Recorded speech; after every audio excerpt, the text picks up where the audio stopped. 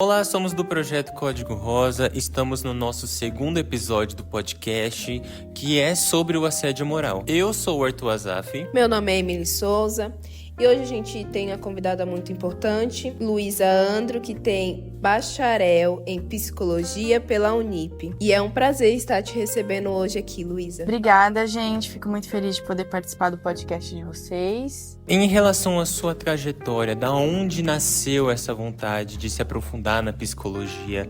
Foi algo que foi surgindo aos poucos ou sempre teve aquela paixão por essa área? Bom, eu comecei a minha trajetória buscando alguma coisa para trabalhar com patologias e eu tinha considerado psiquiatria. Mas aí no meio do caminho eu encontrei a psicologia e nunca mais larguei. E aí quando eu me formei na escola, eu já estava com isso bem consolidado na minha mente, consegui uma bolsa e entrei na faculdade. Luísa, entrando no assunto do assédio moral, quais são as principais características que o assédio moral causa na saúde mental da pessoa? Bom, o assédio moral tem alguns resultados, né? Pensando na saúde mental do profissional.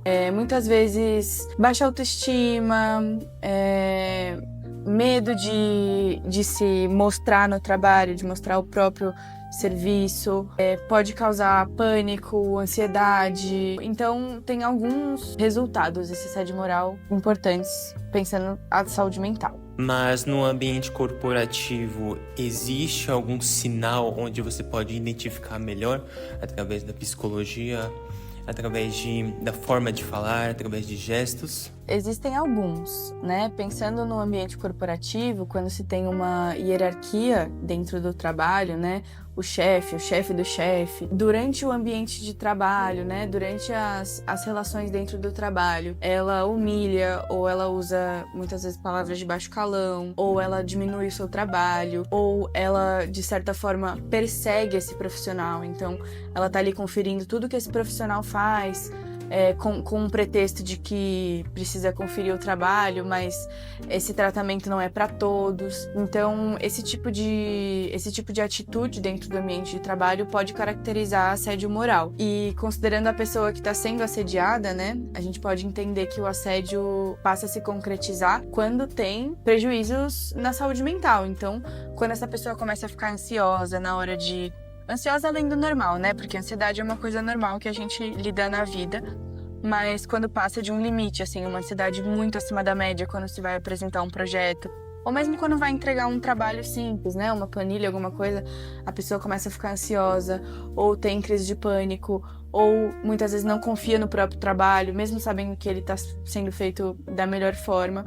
Isso sim pode destacar, né, os elementos do assédio moral no trabalho. E o assédio moral, ele pode causar alguma crise de pânico na pessoa, uma ansiedade, uma depressão? Com certeza.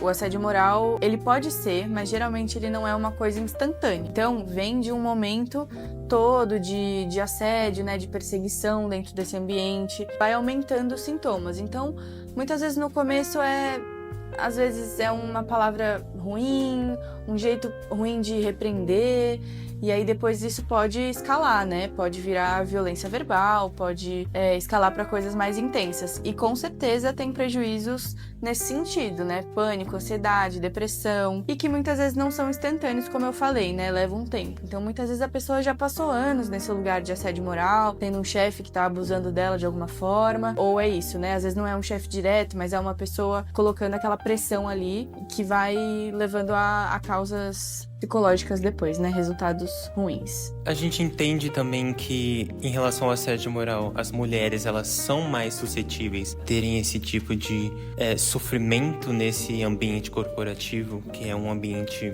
muito machista, né? Muito misógino. Então, como que essa mulher ela pode encontrar força para tratar isso, em vez dela se sentir culpada, muitas das vezes, por acabar sofrendo por isso, por ser vítima disso, onde ela pode encontrar esse apoio? Bom, acho que essa é a pergunta de $1 milhão, né? É sempre o que a gente se pergunta, assim, como fugir dessa situação. A gente vive numa sociedade machista e misógina e que muitas vezes a gente não consegue fugir desse sistema, né? Mas uma forma importante de manter essa atenção é sempre se policiar no sentido de, tipo, será que o meu trabalho Será que, por exemplo, repressões que eu recebo no trabalho, um feedback negativo. Um feedback negativo é normal, mas esse feedback escalou, esse feedback me ofendeu, né, assim, pessoalmente, por exemplo.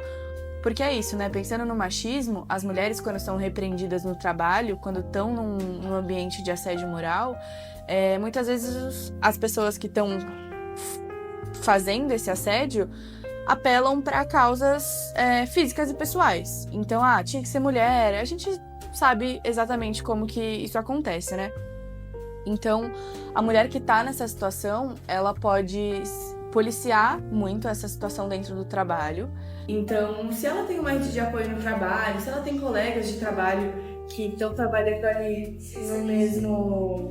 no mesmo ambiente que ela pode fazer essas pessoas virarem testemunhas, né? E a partir disso também procurar sempre estar em um ambiente de trabalho que tem conscientização quanto a isso. Então, para que seja mais fácil ela denunciar caso isso aconteça. Então, procurar empresas, procurar ambientes no trabalho que tenham esse respaldo. Você, como psicóloga, qual é a importância da pessoa procurar ajuda, procurar terapia nesse momento de recuperação? Bom, é essencial, eu diria.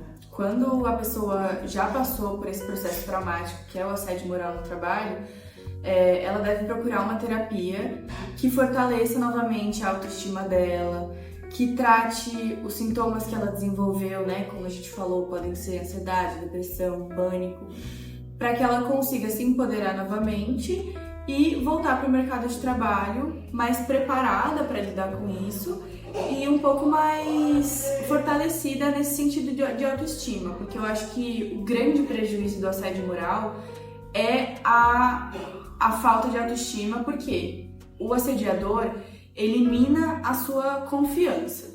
Então ele vai minando ali no que você é boa, ele vai exaltando no que você é ruim ou que você precisa de um pouco de apoio, ele vai tirando toda a sua confiança, porque uma pessoa que não está confiante consigo mesma é muito mais facilmente manipulada, é muito mais facilmente assediada, muito provavelmente não vai denunciar.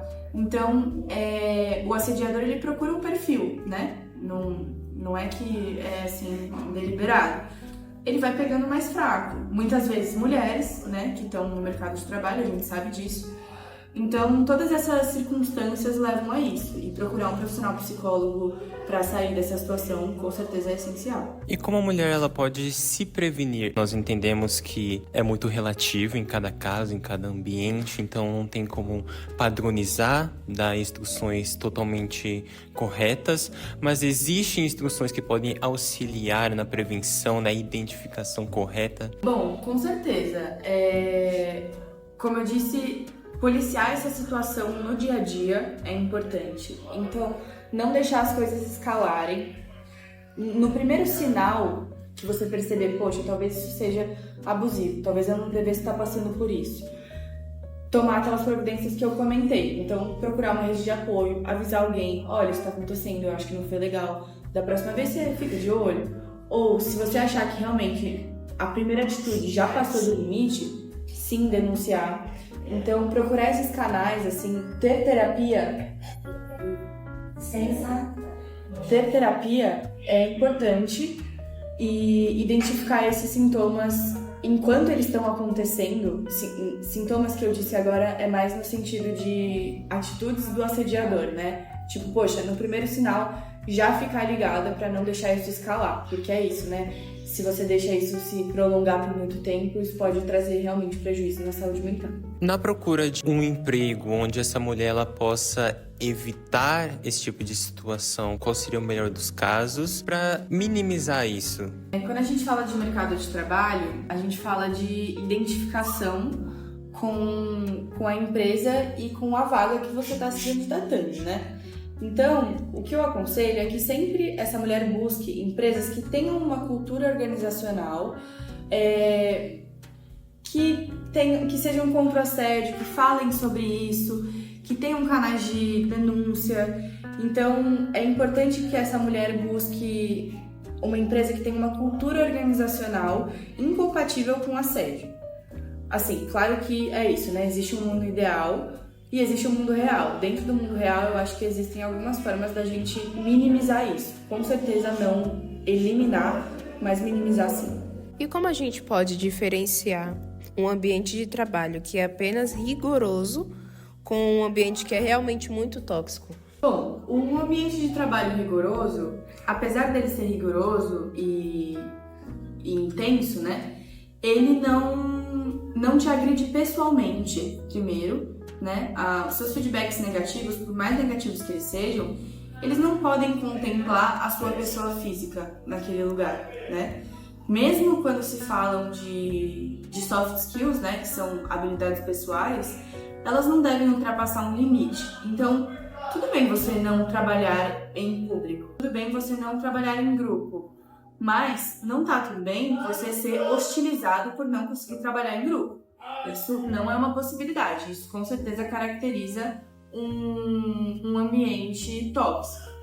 Agora, um ambiente rigoroso, sim, pode ter feedbacks negativos, sim, pode ter volume de trabalho muito grande, mas não pode ultrapassar esse limite, que é o limite pessoal. Então, o seu chefe não pode te humilhar pessoalmente ou humilhar o seu trabalho com palavras de baixo calão ou, enfim, de alguma forma nesse sentido, para que você não desenvolva, então, questões de saúde mental.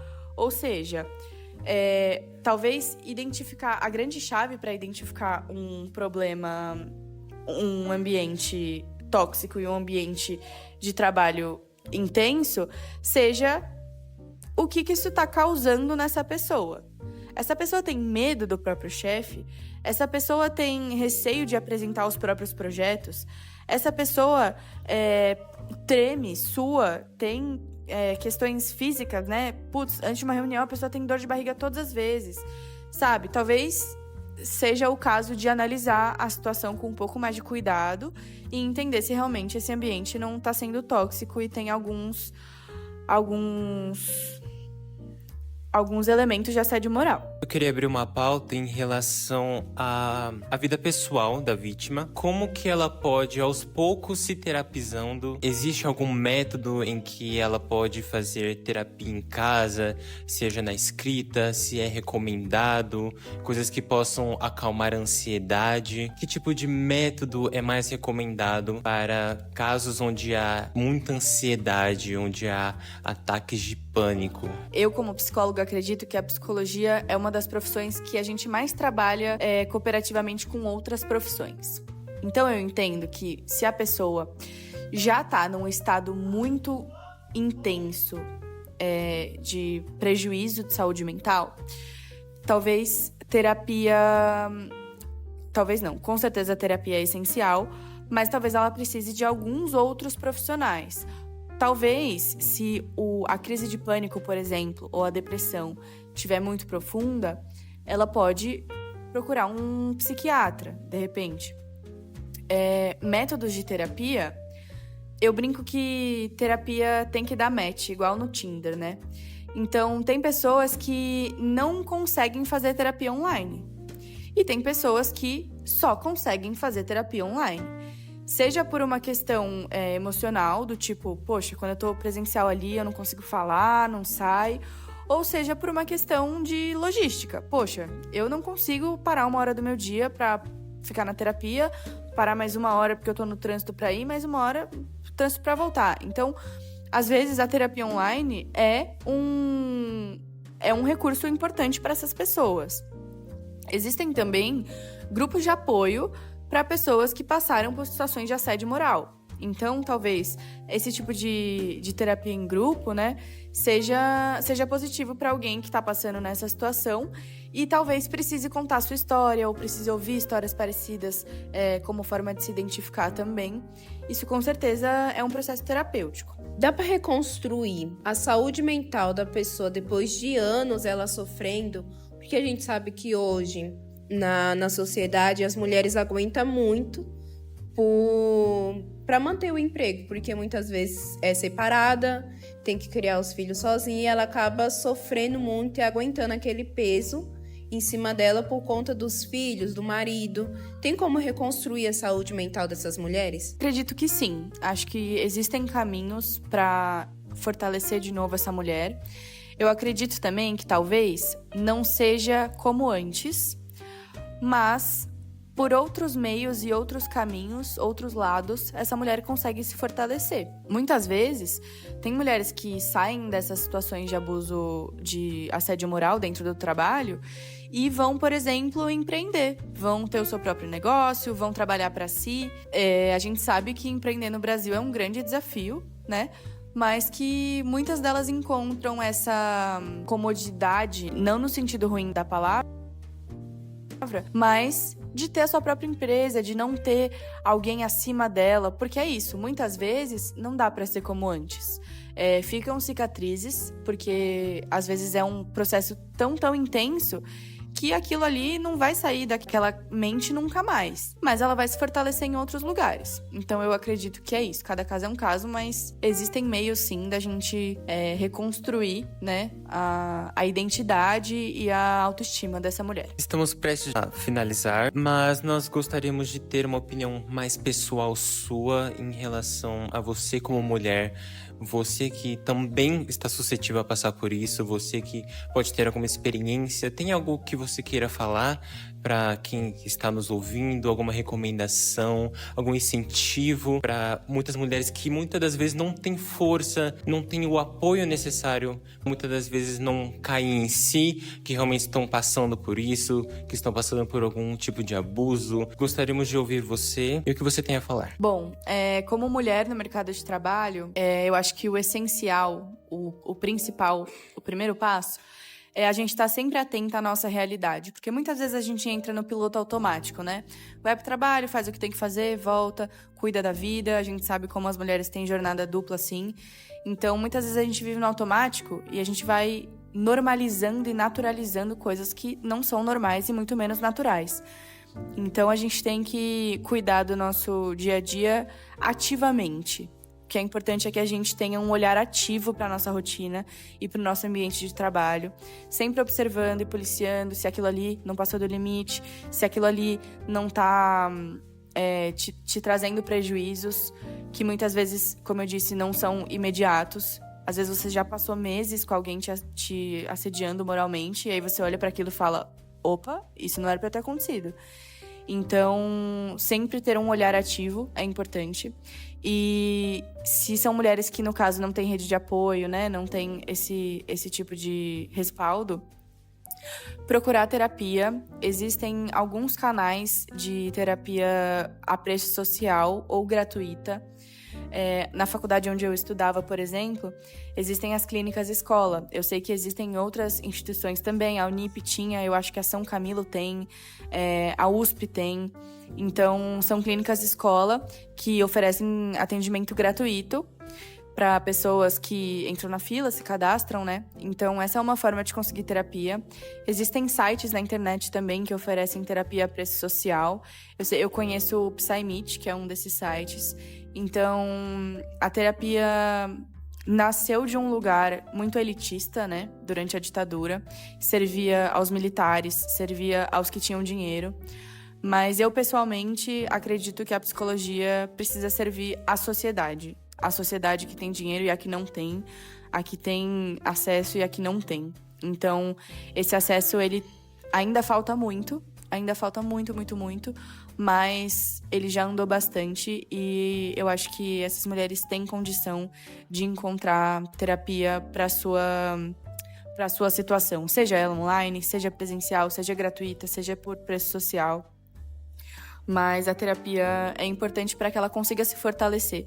Mesmo que ela não queira denunciar, coisa que eu definitivamente não indico, acho que se você identificou uma situação de assédio, se você identificou que você está prejudicada na sua saúde mental por conta de situações do trabalho, e isso cabe uma denúncia, eu acho que você deve denunciar, Mas é isso, muitas vezes a mulher já tá tão debilitada que essa denúncia é muito mais complicada. Então, procurar terapia, procurar rede de apoio é muito essencial para que essa mulher consiga primeiro sair e depois se reerguer. Estamos chegando ao fim do nosso segundo episódio, é um prazer ter a Luísa aqui. Nós entendemos que o ato de pedir ajuda não deve ser vergonhoso, não deve ser algo que deva receber crítica, que a terapia ela é para a vida, ela é para diversas outras situações. Então você que está passando por qualquer tipo de abuso, por qualquer coisa que te deixe mal, procure a terapia, procure ajuda psicológica, porque estar bem mentalmente não só contribui para você, mas para uma sociedade em si. Queremos agradecer muito a Luísa por trazer uma visão mais profissional sobre esse assunto. Não se esqueça de acessar o nosso podcast, que já está disponível na plataforma do Spotify, e deixar seu comentário se você gostou. E é isso, até o próximo episódio.